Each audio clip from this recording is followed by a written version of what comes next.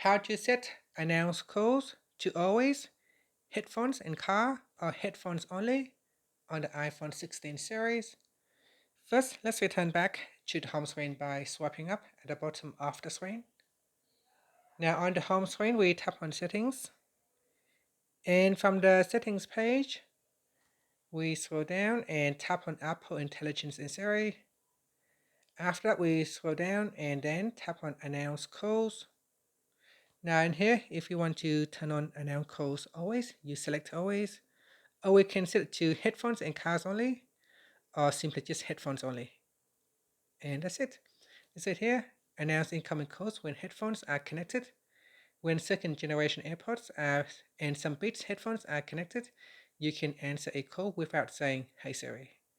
And that's it. After that, you can swipe up to return back to the home screen. Thank you for watching this video. Please like and subscribe to my channel for more videos.